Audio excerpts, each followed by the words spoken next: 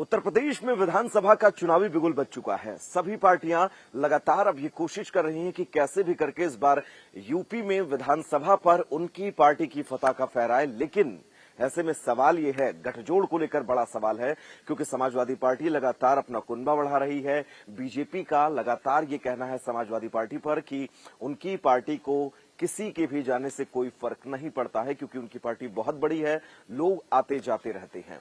लेकिन इसी बीच सभी पार्टियां अपनी लगभग पहले फेज की लिस्ट जारी कर चुकी हैं। समाजवादी पार्टी और आरएलडी भी अपनी 2 लिस्ट जारी कर चुकी है। ऐसे में अब सवाल यह है, क्योंकि चंद्रशेखर रावण ने जिस तरह से अब कंट्रोवर्सी क्रिएट की इस पूरे चुनाव के माहौल में, वो सबसे ज्यादा दिलचस्प हो जाता है। दरअसल कहा यह जा रहा था, कयास ये लगाए जा रहे थे कि समाजवादी पार्टी और चंद्रशेखर रावण की पार्टी जो है वो एक साथ आ सकती है। दोनों एक साथ मिले भी, दोनों के फोटो भी सामने आए। लेकिन इन फोटो के बाद कयास ये लगाया जा रहा था कि चंद्रशेखर रावण और अखिलेश यादव का मिलन हो सकता है।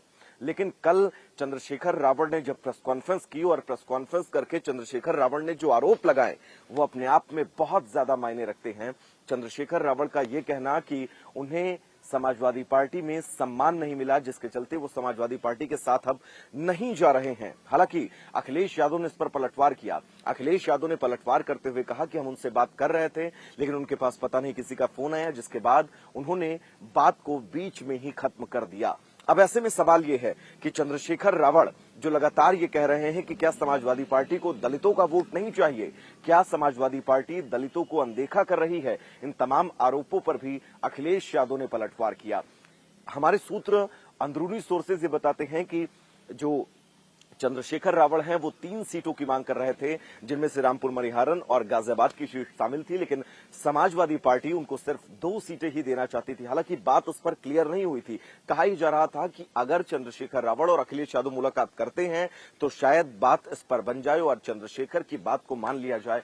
लेकिन शायद इन दोनों लोगों के बीच जो बातचीत का सिलसिला टूटा, ये सबसे बड़ी वजह बनी चंद्रशेखर रावण की नाराजगी की, और साथ ही अखिलेश यादव ने जिस तरह से चंद्रशेखर रावण पर पलटवार किया उसको लेकर।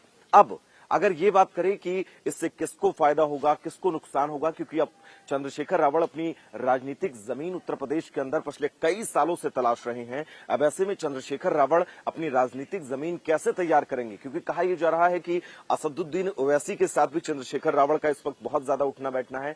तो क्या चंद्रशेखर रावण असदुद्दीन ओवैसी के साथ जा सकते हैं, ये बड़ा दिलचस्प होगा देखना। लेकिन अगर बात समाजवादी पार्टी की करें, क्योंकि समाजवादी पार्टी के साथ अगर चंद्रशेखर रावण जाते तो इसका फायदा समाजवादी पार्टी को जरूर होता। लेकिन अब दोनों की राहें बिल्कुल अलग अलग है।